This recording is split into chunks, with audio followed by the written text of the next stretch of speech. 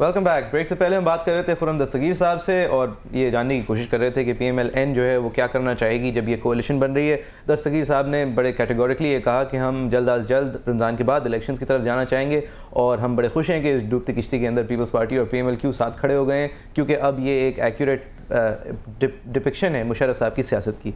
हैदर भाई, मेरे हिसाब से एक सिंप्लिसिटी कुछ इस तरह है कि IMF का प्रेशर है, हमारी मईशत को सही करना है, टैक्स बेस को बढ़ाना है, और ये होने नहीं दे रही थी इस माइनॉरिटी या वीक गवर्नमेंट के साथ। ये हो नहीं रहा था। हफीज़ शेख साहब वाशिंगटन जाते हैं, वहाँ पे जाके कहते हैं हमारी पार्लियामान हमें काम नहीं करने दे रही। इसके बाद कुछ नेसेसिटीज़ थी बजट से पहले। वो नेसेसिटी उनमें से एक ये थी कि एक ताकतवर हुकूमत हो, एक ताकतवर हिज़्ब इक़्तिदार हो, ताकि वो बजट पास कर सके। तो ये चीज़ स्टिच टुगेदर हो गई कि आप टैक्स बेस बढ़ाएंगे, जिस तरह भी बढ़ाएं, आप अपनी IMF की जो ऑब्लिगेशन है वो पूरी करेंगे, and that's how it came to pass. मेरे ख्याल से मुइज़ इस पर बिल्कुल आएंगे, लेकिन कायरा साहब हमें ज्वाइन कर रहे हैं, पीपल्स पार्टी के बहुत सीनियर रहनुमा हैं। कायरा साहब, अस्सलाम वालेकुम, बहुत शुक्रिया आपने हमें ज्वाइन किया। वालेकुम अस्सलाम। कायरा साहब, आपसे यही पूछूंगा कि अभी आप कातिल लीग, जो कि अब काबिल इक़्तिदार लीग हो गई है, उसके साथ हाथ तो मिला रहे हैं, और सियासत में ये जुर्म नहीं है, होता है, और लेकिन मैं आपसे ये ज़रूर पूछूंगा कि शुरू में नून से आपने हाथ मिलाया, क्या वो महज मुशर्रफ साहब को निकालने की हद तक था, और अब एक्चुअली जो एक ऐसी कोalition बननी थी इलेक्शंस के बाद वो अब जाके बन रही है, और इसके क्या मकासद हैं?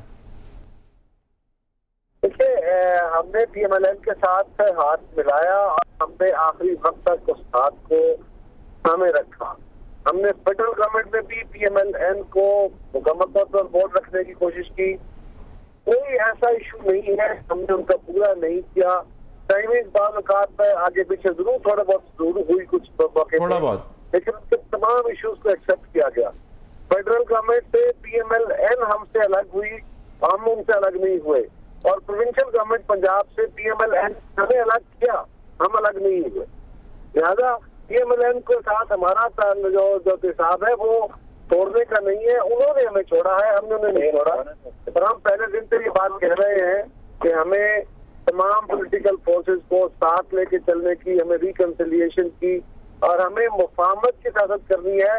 नफरतों की सियासत इस मुल्क में बहुत हो गई बाजी में। कायरा साहब, एक बात बताइएगा सर, सॉरी आपकी बात काट रहा हूँ, ये मुफाहमत कैसे होती है ऐसी दो जमातों के बीच में जिनका नज़रिया जो है वो काफ़ी फ़र्क हो, एक प्रेसिडेंट्स पार्टी हो, एस्टैब्लिशमेंट प्रो हो, और एक पीपल्स पार्टी हो जो कि बिल्कुल एक अलग नजरिया रखती है। आप लोग किस बात पे जुड़े हैं? सिर्फ महज मईशत को सही करने के लिए जुड़े हैं? गवर्नमेंट का तसव्वुर रहा नहीं, हमें उसका एक्सपीरियंस नहीं है, तो सोसाइटल एक्सपीरियंस भी नहीं है। हिंदुस्तान के अंदर बहुत सारे ऐसे एक्सपीरियंसेस हुए हैं। Communist party of India Congress के साथ मरकजी गवर्नमेंट में थी, सूबाई गवर्नमेंटों में नहीं थी, कभी सूबे में थी, मरकज में नहीं थी। मुख्तलिफ इशूज आए, कई जगह पर उन्होंने आके फेडरल गवर्नमेंट का साथ छोड़ दिया, प्रोविंसेस में रहे, और फेडरल गवर्नमेंट में इंडिया की कांग्रेस ने दीगर जमातों को साथ मिला के अपनी कोalition बना। जी सही। तो मैं यही पूछ रहा हूँ सर, ये कोalition जो है जरूरत की वजह से बनी है कि मईशत को सुधारना है, हमें अपना टैक्स बेस बढ़ाना है। PMLN सुन नहीं रही थी तो PMLQ को ही बर्दाश्त कर लेते हैं थोड़े साल, मतलब इसी वजह से बनी है। देखिए, PMLN सुन नहीं रही थी की बात अलग है। PMLN ने हमें 10 पॉइंट्स एजेंडा दिया कि ये अगर आप करते हैं तो हम आपको चलने देंगे। हालांकि वो अपोजिशन में थे, हालांकि वो पहले भी हमारे खिलाफ थे, और हमारा वो क्या कर सकते थे सिवाय इसके कि वो असेंबली के फ्लोर के ऊपर या हमारी मुखालिफ पहले भी कर रहे, कभी कर रहे। लेकिन हम सिंसियर और सीरियस एजेंडे के तहत उनको साथ लेके चले, हमने उनके साथ उनको एंगेज किया। और आपको याद है सागदार साहब ने कहा कि हाँ, ऑल द क्लासेस, ये 40 डेज की मैं बात कर रहा हूँ, जो 40 डेज के अंदर 10 पॉइंट्स में all the classes are not empty, some are full, some are half full, some are more than that। तो अगर हम वो काम नहीं कर रहे होते तो सागदार साहब ये बात नहीं कहते। तो हमारा एजेंडा उनके साथ भी क्लियर था, और हम फाइनेंशियल एजेंडे के ऊपर PMLN के साथ भी, MQM के साथ भी, और इवन PMLN के साथ भी हम चाहते हैं। सर, आगे की आपकी सियासत अब MQM से क्या होगी जब आपका NSR MQM पे अब कुछ कदरे कम होगा, लेकिन कराची में MQM फिर भी चाहे नंबर्स गेम जो भी हो, एक ऐसी पार्टी रहती है कि जिसको मिला के चलना जो है वो जी। PMLN हमारे साथ थी और MQM हमारे साथ थी, तो MQM की अहमियत छोटी हो गई थी क्या? MQM का शेयर इन गवर्नमेंट छोटा हो गया था क्या? प्रोविंशियल गवर्नमेंट में उनकी अहमियत कम हो गई थी क्या? ये बातें सिर्फ असली नंबर पे नहीं होती। हाँ, जो बात ये कही जाती है कि हम जब बजट पास कराना चाहते हैं, पहली बात तो ये है कि बजट में प्रॉब्लम नहीं है, और फर्ज करें ये बात दुरुस्त है कि हमें बजट में प्रॉब्लम है, तो क्या हम बजट पास न होने दें और गवर्नमेंट गिर जाने दें? क्या हम इस पार्लियामेंट जिससे दोबारा कोई नई गवर्नमेंट नहीं बन सकती, उस पार्लियामेंट को डिसॉल्व होने दें? क्या ये जमहूरी अमल का फायदा है? क्या इससे मुल्क का मफाद होगा? कारी साहब, आपने डाउन साइजिंग की बात की थी सर, और उस डाउन साइजिंग का हिस्सा आप भी बने थे। आपने अपनी वजारत की कुर्बानी दी थी, छोटी करें थी काबीना ताकि खर्चे जो हैं वो हमारे कम हो। सर अब काबीना ये 12 वज़रा जुड़ के और फिर MQM को खुश करके फिर वही साइज़ की हो जाएगी लगभग, तो मतलब ये डाउन साइजिंग क्यों हुई थी? देखिए, हमने अपनी नीयत का इजहार किया, हमने कौम के मुतालबे पे उससे बड़ा मुश्किल फैसला किया था। आजकल पीपल्स पार्टी ने अपने वज़रा की तादाद कम की, लेकिन अगर कोalition गवर्नमेंट बनती है और कोalition गवर्नमेंट से आपने बाकी कोalition पार्टनर्स को भी अकोमोडेट करना होता है, उनको भी साथ लेके चलना होता है, और हम कॉन्स्टिट्यूशनल जो हमारी प्रोविजन है उससे बाहर नहीं जाएंगे।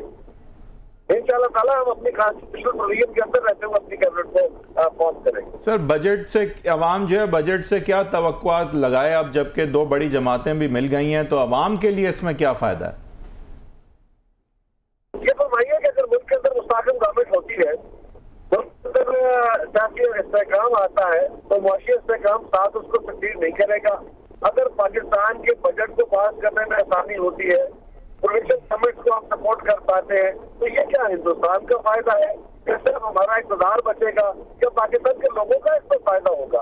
अगर पॉलिसीज को बेहतर बना सकेंगे, अगर हम बेहतर लेजिस्लेशन कर सकेंगे, अगर हम सपोर्ट के साथ पाकिस्तान के अंदर फाइनेंशियल रिफॉर्म्स कर सकेंगे, तो क्या पाकिस्तान या पाकिस्तान के लोगों का फायदा है या चंद हुक्मरानों का फायदा है? नहीं, बिल्कुल पाकिस्तान का फायदा है। तो आप बेसिकली ये कह रहे हैं कि हफीज शेख साहब जो बेचारे पूरे दुनिया में घूमते हुए कहते घूम रहे हैं कि हमारी पार्लियामान हमें काम नहीं करने देती, अब उनकी सारे जो इरादे हैं वो पूरे हो जाएंगे, और जो सारी हमारी फाइनेंशियल एजेंडा है वो अब PMLQ की सपोर्ट के साथ आप जो है पास थ्रू कर देंगे।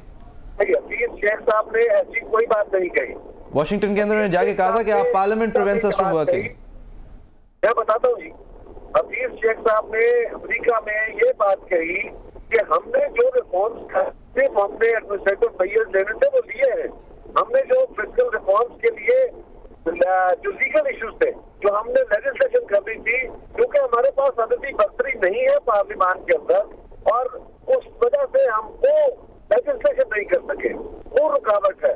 पार्लियामान रुकावट नहीं है, अददी बर्तरी नहीं है, लिहाजा हम वो लेजिस्लेशन नहीं कर सके, ये रुकावट है हमारे रास्ते में। ये बिल्कुल सेपरेट रंग है, बिल्कुल अलग चीज है। और जो आप फरमा रहे हैं कि वो कैसे कर रहे हैं कि पार्लियामान रुकावट है, ऐसी बात नहीं है। हफीज शेख साहब पार्लियामान के खिलाफ ख्याल से कायरा साहब को शायद हमने लूज कर लिया, शायद लाइन कट गई है। कायरा साहब आवाज आ रही है आपको हमारी? आपकी आवाज आ रही है? कायरा साहब बस एक बात बताते चलें कि आपने हर एक से मुफाहमत कर ली, नून के साथ आपने वक्त गुजारा, MQM, JUIF, ANP, PMLQ भी अब आ गई है, एक सुप्रीम कोर्ट रह गया जिससे अभी तक ताल्लुकात जो हैं वो ठंडे हैं। तो वहाँ पे आपके ख्याल से कोई मौका है कि अब एक भुट्टो साहब की रेफरेंस भी फाइल हुई हुई है, अगर उनके ऑर्डर्स कुछ इम्प्लीमेंट बेहतर तौर पे हों तो शायद एक मुफाहमत जो रह गई है कौमी सतह पे वो भी हो जाए? देखिए, बिल्कुल इंडिया के साथ एक अवसर ये है, जब मुल्क के अंदर एक इर्ताज था और पोलिटिकल प्रोसेस यहाँ आया है, एक नया जमहूरी अमल का आगाज हुआ है, पोलिटिकल प्रोसेस पार्लियामान अपनी जगह ले रही है, अदलिया अपनी जगह ले रही है, एग्जीक्यूटिव अपनी जगह ले रही है, मीडिया अपनी जगह ले रहा है, तो कहने बनाने की कैफियत किसी की जरूरत नजर आती है।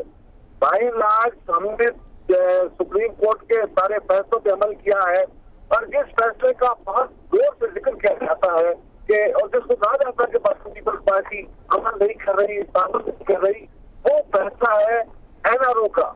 NRO केस के स्विस कोर्ट्स को खत लिखने के अलावा वो सारे केस के फैसले पे अमल बरामद हो चुका है।